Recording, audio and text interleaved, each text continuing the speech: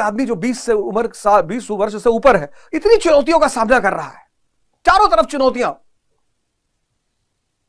पारिवारिक चुनौतियां, नौकरी की चुनौतियां, विवाह की चुनौतियां, समाज की चुनौतियां, चारों तरफ से चुनौतियों का सामना कर रहा है, और अंदर की शक्ति उसने विकसित नहीं की, हो गया खोखला। अब लड़ाई तो शक्ति से ही लड़ी जाएगी ना, तो यह उसके पास एक आराम सा इजी साधन हो गया, ये शराब पी लो। ये शांत हो गया, उसको लग रहा है शराब से मजा आ रहा है। इतनी बड़ी ताकत है भ्रम। यही पर्दा है, यही पर्दा है, इसी को इस्लाम ने पर्दा कहा।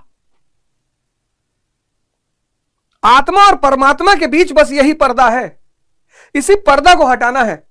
पर्दा नशी को बेपर्दा ना कर दूं तो अकबर मेरा नाम नहीं।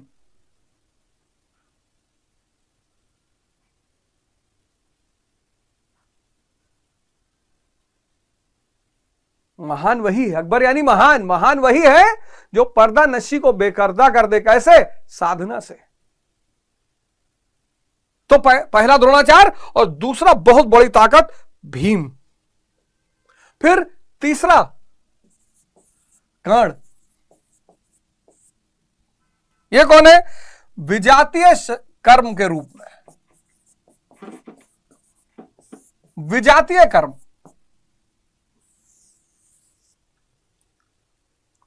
कर्ण ताकतवर है, आपसे सिगरेट पिलवा लेगा, आपको पता ही नहीं चलेगा। आप द्वैत से प्रभावित है, भ्रम से प्रभावित है, आपसे सिगरेट पिला लेगा। कितने लोग हैं? आ रहा है दिसंबर, आ रहा है दिसंबर, 31 दिसंबर को लोग कसम खाएंगे रात में कि बस कल से सिगरेट नहीं पीना है, एकदम ताव में कि नहीं पीना है चाहे जो हो जाए। पर चूंकि आपको अपने सेना के बारे में पता ही नहीं, आपको धृष्टद्युम्न के बारे में पता नहीं, चेकितान के बारे में पता नहीं, अनुराग के बारे में पता नहीं, भाव के, आप अकेले इनका शिकार होते रहते। आप कुछ लोग कसम खाएंगे नॉनवेज नहीं छुएंगे, नहीं तो गुरु महाराज बहुत मारेंगे लाठी से, कोई मुर्गा नहीं खाएंगे। आप कुछ लोग कसम खाएंगे 31 दिसंबर को कोई मूवी देखने नहीं जाएगा।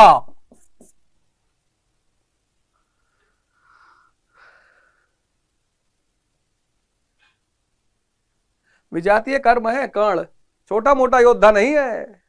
31 को कसम खाएंगे, 12 बजे उठेंगे दूसरे दिन, क्योंकि रात भर नाचेंगे। 1 बजे ये कर्ण कहेगा कि अरे नेहरू जी भी सिगरेट पीते थे, ऐसे थोड़ी था कि कोई सिगरेट नहीं पीता था। बड़े बड़े वो फिदल कास्ट्रो सिगार पीता था, वो स्टालिन सिगार पीता था, क्या बड़े लोग सिगरेट नहीं पीते थे? फिर आपको याद आएगा, फिर एक अंदर द्वंद्व शुरू हो जाएगा, युद्ध शुरू हो जाएगा कि नहीं यार कल गुरु महाराज की कसम खाए थे यार। फिर कहेगा अरे यार ऐसे थोड़े कोई एक दिन में छोड़ देता है। गुरु महाराज भी कहते हैं कि आराम से सुधार करना है, एक दिन में जान नहीं देना है। सब यही कह रहा है, सब कुछ यही कह रहा है, पॉजिटिव भी यही कह रहा है, नेगेटिव भी, और आप बैठ के चुपचाप देख रहे, आप देख भी नहीं पा रहे हैं।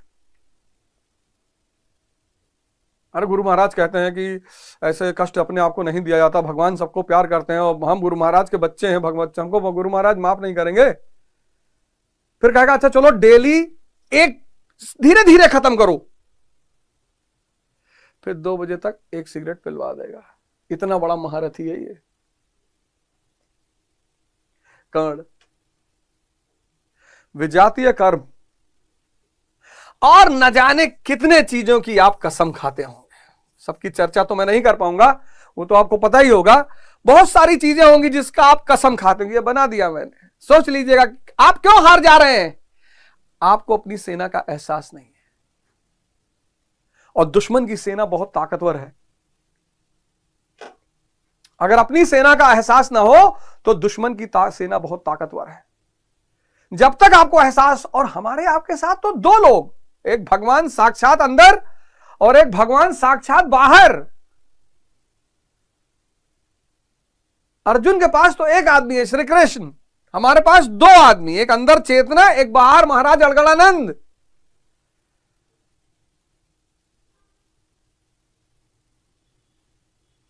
तो द्रोणाचार्य भ्रम, द्वैत आचरण भ्रम, विजातीय कर्म कर्ण, फिर कृपाचार्य। कृपाचार्य ये तो कृपा करने की प्रवृत्ति। बहुत लोग इसके शिकार हैं, बहुत लोग, मतलब इतने लोग इसके शिकार हैं अनजाने में। कोई आदमी सड़क पे गिरा हुआ है, एक्सीडेंट हो गया, आप उसको उठाकर अस्पताल पहुंचा दीजिए, यह मानवता है। जब तक उसके घर वाले ना आए खड़े रहिए, जितनी आर्थिक मदद उस वक्त आपसे हो सकती है कर दीजिए, यह मानवता है। अब किसी बीवी भाग गई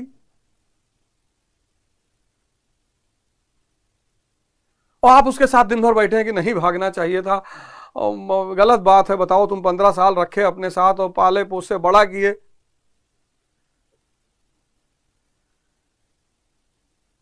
जब आप साधना करोगे ना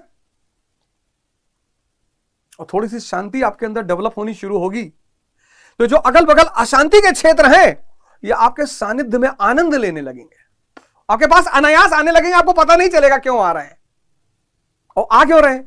आपके पास थोड़ा सा आनंद विकसित हो रहा है, यह आनंद विहीन है, तो जब आपके पास आएंगे तो जो आपके आनंद की धारा है ये उसको सोख लिया करेंगे, फिर आप डिप्रेशन में आ जाओगे। बहुत सारे स्टूडेंट हैं अपना काम नहीं करते, अपना साधना नहीं करते, दूसरों की समस्या का समाधान कर रहे हैं। अब तुम्हारा रूप पार्टनर कह रहा है कि हमारी बुआ का जो है आपस बड़ा झगड़ा चल रहा है, बुआ मकान में हिस्सा मांग रही है, तुम क्या कर सकते हो उसमें? तुम्हारा क्या रोल होगा उसमें? क्यों इंटरफियर कर रहे हो? कि मम्मी पापा डेली दोनों रात में दारू पी लेते हैं, हम बच्चे लोग बड़े परेशान रहते हैं।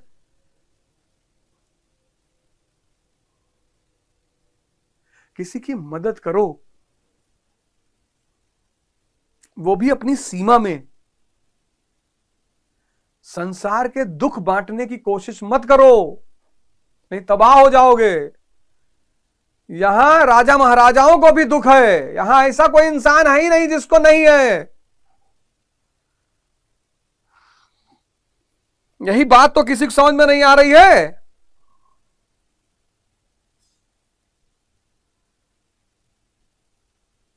अब सीता जी ने कृपा की, रावण आया सन्यासी के भेष में, कृपा दिखाई उन्होंने, भुगतना पड़ा, विश्वामित्र जी को भुगतना पड़ा।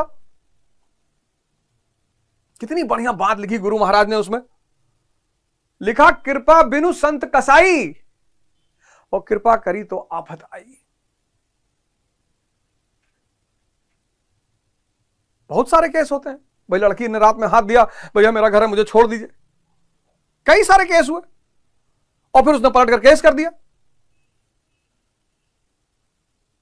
तो अगर रात में कोई स्त्री आपको कहीं सड़क पे दिखाई पड़ रही तो आप फोन करिए, अपनी गाड़ी में बैठे रहिए, फोन करिए, पुलिस बुलाइए, उससे उसकी मदद करवाइए।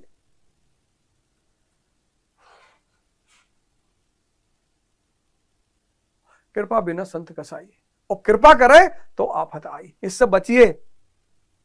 गर्लफ्रेंड बॉयफ्रेंड का झगड़ा मत सुलझाइए। किसी की बुआ अपने मकान में हिस्सा मांग रहे उसको मत देखने जाइए, नहीं तो आपकी साधना सब खत्म हो जाएगी। कृपाचार क्या लिखा गुरु महाराज ने, भावान भीमश्च कर्णश्च कृपश्च समित जन्य। ये इतना खतरनाक समित जन, इतना खतरनाक सेना नायक है कृपाचार्य कि पूरी सेना का विनाश कर सकता है।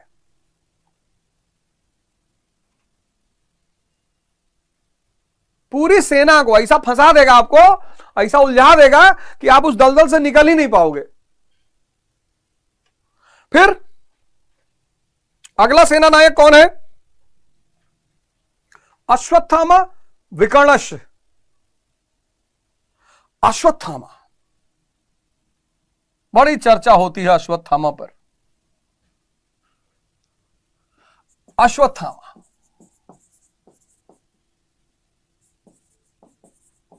आसक्ति रूपी,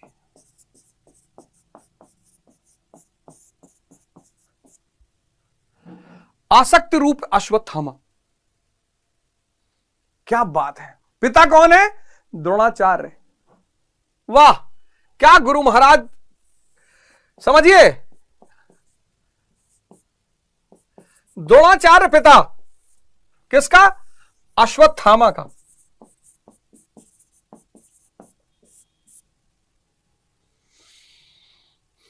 कौन है द्रोणाचार्य?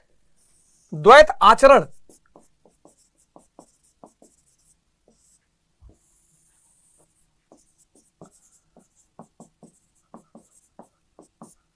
द्वैत आचरण। जब तक द्वैत जिंदा है तब तक अश्वत्थामा का अस्तित्व रहेगा। अस्तित्व। उसके बाद भी वो मिटेगा नहीं। बड़ी शानदार बात है, इसको समझिएगा। जब तक द्वैत जिंदा है,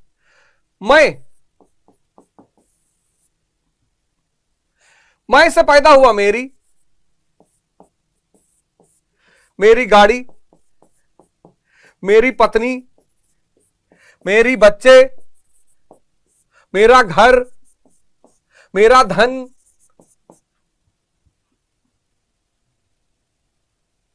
आसक्ति। जब तक द्वैत जिंदा है, मैं मजबूत है। अब अवध ओझा जो है,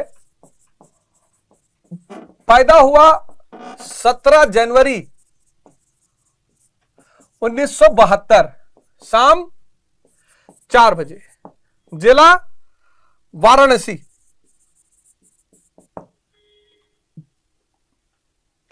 तो ये जो शाम को 4 बजे पैदा हुआ व्यक्ति, इसका क्या नाम? ये एक्स। ये पैदा होता ये थोड़ी कहा कि मैं अवध ओझा भैया पैदा हो गया।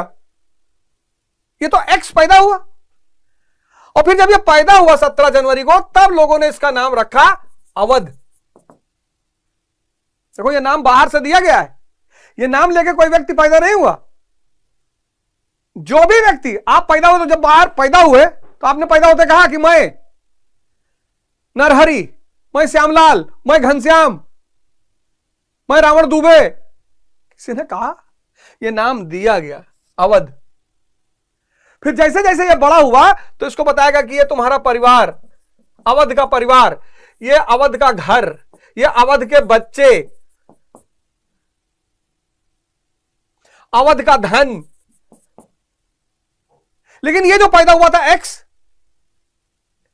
जिसका कोई नाम नहीं था, ये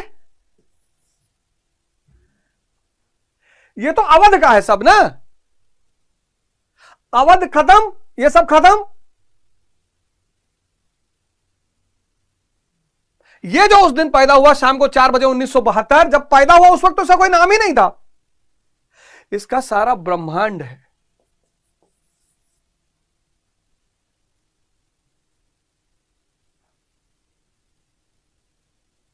इसीलिए गीता कहती है कि जीवन एक लीला है और हर जन्म में मूवी बदल जाती है, पात्र बदल जाते हैं। जब अभिमन्यु की मृत्यु हुई और अर्जुन ने कहा मेरा बेटा मर गया, मैं नहीं लड़ूंगा, तो कृष्ण ने कहा चलो मिला लाते तुम्हारे बेटे से। लेके गए स्वर्ग। तो जब स्वर्ग में पहुंचे तो अर्जुन भगे अभिमन्यु की तरफ कि बेटा। उसने कहा कौन हो तुम? अरे बोले मैं तुम्हारा बाप अर्जुन। अरे बोले यार बहुत जन्म में हम तुम्हारे बाप बने, जाओ यार फालतू वाला ड्रामा ना करो।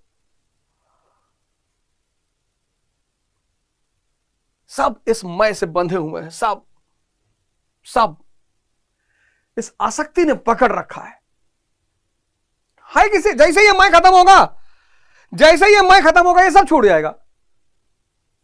लेकिन भ्रम, अश्वत्थामा यानी आसक्ति। आसक्ति टूटेगी, पहले कौन गिरेगा? पहले भ्रम गिरेगा। जब भ्रम गिरेगा तब आसक्ति टूटेगी। जब आसक्ति टूटेगी तब द्रोणाचार्य मारा जाएगा। तो हाथी के रूप में घोषणा कराई गई।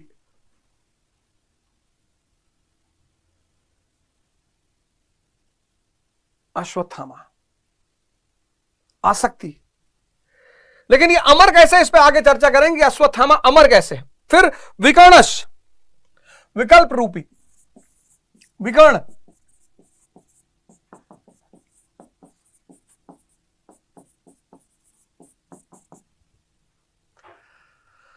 अब ध्यान साधना जैसे जैसे बढ़ती है तो शक्तियां भी बढ़ती हैं, रिद्धि सिद्धियां भी बढ़ती हैं। मतलब गुरु महाराज ने लिखा है कि अगर ऐसा आदमी अगर किसी बीमार के बगल से गुजर जाए, बीमार ठीक हो जाए। अब एक बीमार ठीक होगा तो 500 आपको घेर लेंगे, आपकी साधना सब खत्म। आपकी साधना सब खत्म। माया भी शक्ति देती है। माया ऐसे थोड़ी है, कमजोर थोड़ी है, माया भी शक्ति देती है, रिद्धि सिद्धि। और अगर इन रिद्धि सिद्धियों ने आपको घेर लिया, कल्पनाएं उठने लगी, जब लोग साधना करते हैं, एक्चुअली हमारी आदत है, वो हमारा स्वरूप है, ये हमारा स्वरूप है। हम कोई भी काम करते हैं तो उसका फल हमारे दिमाग में होता है। ऐसे जब लोग ध्यान भी, कोई भी काम दुनिया में अकारण करना नामुमकिन है, और यही ध्यान की सबसे बड़ी चुनौती है, और यही अध्यात्म की सबसे बड़ी चुनौती है। अध्यात्म की सबसे बड़ी चुनौती है, क्योंकि इसे अकारण ये हो ही नहीं सकता। बचपन से हमारे पास एक आदत है, पढ़ोगे नौकरी मिलेगी, मतलब जो भी करोगे उसके बदले हमें कुछ ना कुछ बताया जाता है कि ये करोगे तो ऐसा होगा, पढ़ाई में खूब नंबर आएंगे, बड़ी नौकरी मिल जाएगी, बढ़िया शादी होगी, गाड़ी घोड़ा से चलोगे। हर चीज के पीछे हमें एक वजह बताई गई है। अध्यात्म बेवजह है, और यही उसकी सबसे बड़ी चुनौती है। तो जब व्यक्ति इस रास्ते में भी आता है तो विकर्ण विकल्प, अब ऐसा होगा, अब यहां पे रोशनी जलेगी, अब मेरी शरीर हवा में उठ रही है, परियां आ रही हैं, कोई कहीं कुछ नहीं आता।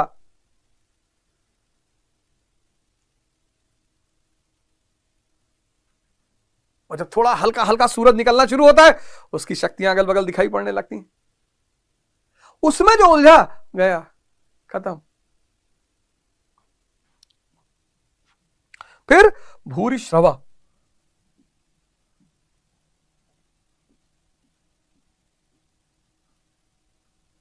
सौम दत्तस्थ तैवचा भूरि श्रवा, भ्रममयी श्वास। यह तो बहुत बड़ी चुनौती।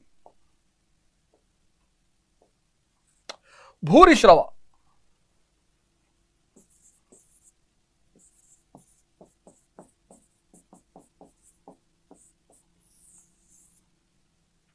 भ्रममयी श्वास।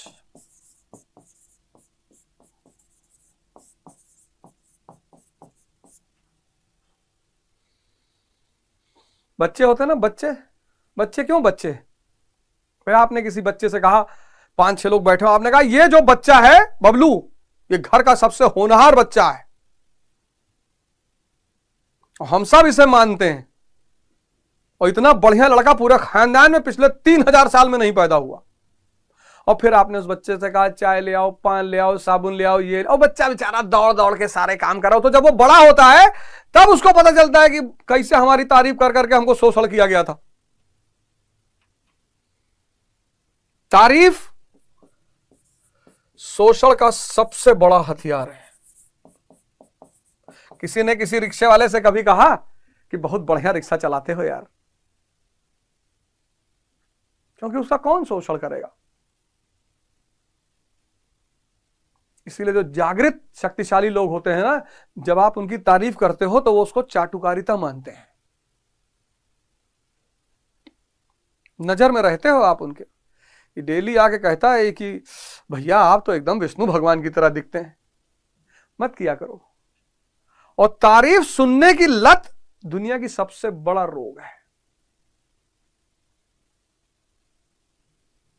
भूरि श्रवा, प्रशंसा सुनना, प्रशंसा कि आप ऐसे हैं, आप वैसे हैं। शिष्य लोग गुरु महाराज की बड़ी प्रशंसा करते हैं और बड़ी बड़ी कहानियां सुनाते हैं गुरुओं की। गुरु महाराज एक बार जा रहे थे गंगा से, तो मछली के ऊपर खड़े होकर इस पार से उस पार निकल गए। एक बार तो रात में कोई नहीं मिला, तो एक तो मगरमच्छ आया, कहा महाराज अब हमारे पीठ पे बैठिए, हम पार करा दें। ये सब शिष्यों का काम होता है।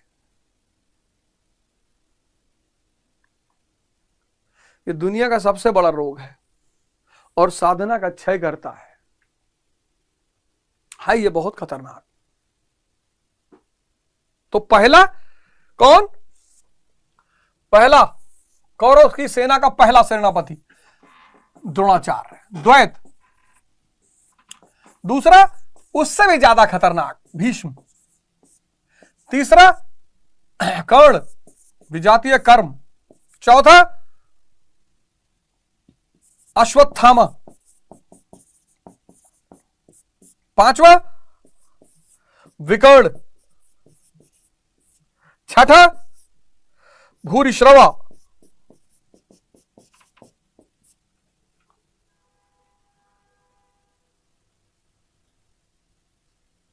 द्वैत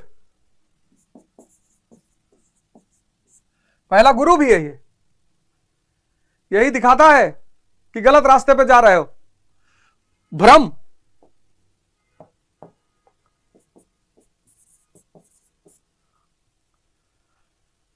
विजातीय कर्म,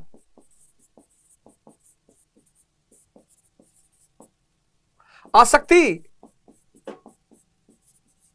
द्वैत की वजह से, विकल्प,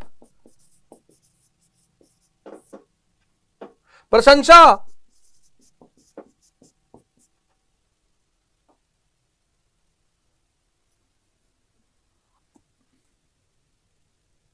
सारे विकारों का उद्गम यहां से है, भ्रम से। सारे विकार।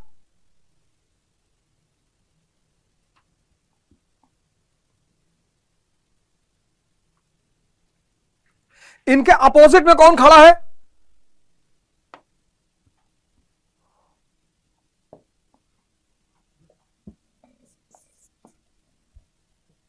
इनके अपोजिट में सेनापति है अर्जुन, अनुराग, भीम, भाव। अभी दोनों की तुलना की है गुरु महाराज ने आगे, भ्रम और भाव की तुलना। अर्जुन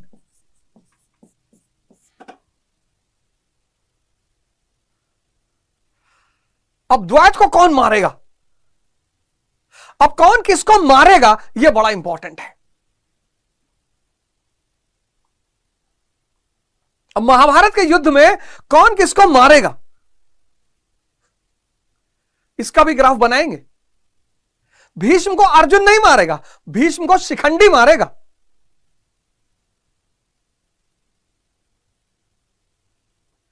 तो ये कौरव के महारथी और पांडवों के प्रमुख महारथी अर्जुन, भीम, और गुरु महाराज ने आगे चल के तुलना कराई भीम और भीष्म की। और चेकितान,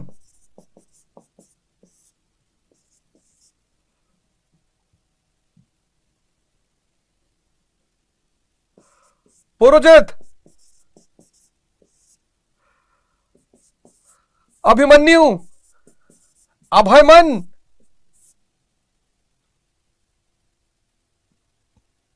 दोनों सेनाएं आमने सामने खड़ी हैं। आपने कभी इस तरह से सोचा कि ये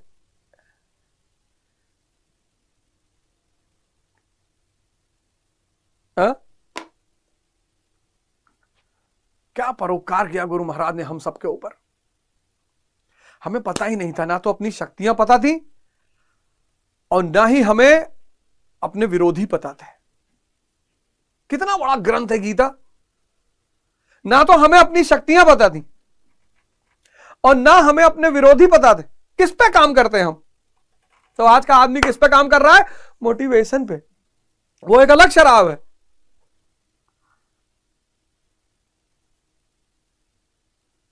जितना भी दुख, संताप, विषाद आज चल रहा है, सबका हल ये इन्हीं शरण में आइए।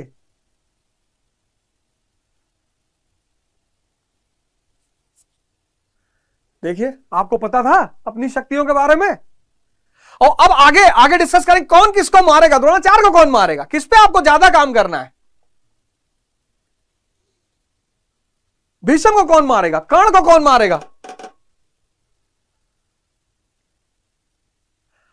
आसक्ति कैसे जाएगी, पूरा साइंस गुरु महाराज अलगानंद। हमारे यहां आश्रम में बड़े बड़े संत महात्मा हैं, गिरी महाराज हैं।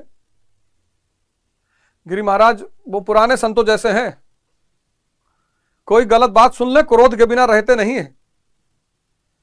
आशीष महाराज हैं। आशीष महाराज एकदम बुद्ध की तरह आपको हमेशा मुस्कुराते हुए मिलेंगे, नाराज भी होंगे तो भी मुस्कुराते हुए मिलेंगे।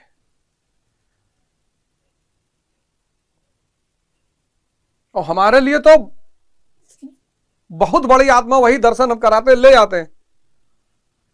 दीपक बाबा हैं।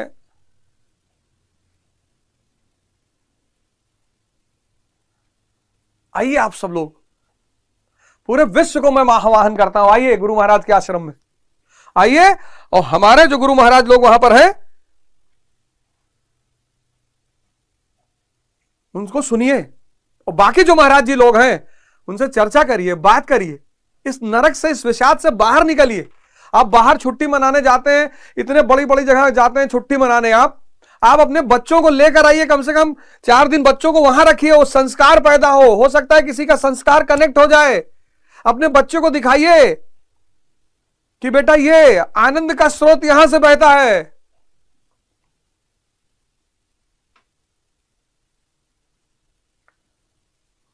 बाकी घूमने भी जाइए, ऐसी बात नहीं, लंदन, अमेरिका, गोवा, सब जगह घूमने जाइए, ऐसी बात नहीं।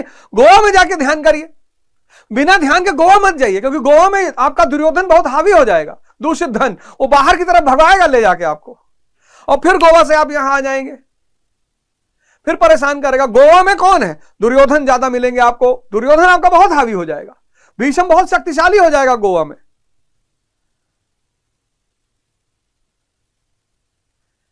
15 से 35 वाले सब गोवा भागते हैं, और 40 के बाद वाले हरिद्वार। तो जब तक यह शक्ति आपके अंदर है उसको पहचानिए, आपको आनंद की शरण में ले जाएगी, मुफ्त का आनंद। इसीलिए इस देश ने कभी धन पर ध्यान नहीं दिया, क्योंकि धन किस लिए कमाना है? आनंद के लिए। आनंद फ्री में उपलब्ध है। तो लोगों ने कहा गरीब देश है, गरीब गरीब कुछ नहीं है। इस देश को धन से बड़ी चीज पता थी, चैतन्य। तभी तो कबीर ने कहा साईं उतना दीजिए जामे कुटुंब समाए, ज्यादा चाहिए ही नहीं, ब्रह्मांड है मेरे पास।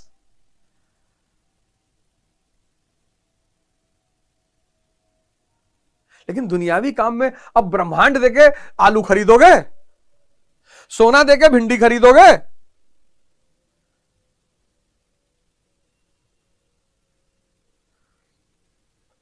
ये देखिए दोनों पक्ष की शक्तियां।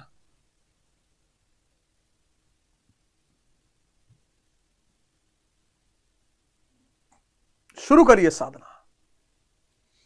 6 महीना अपने आप को समय दीजिए, 6 महीना।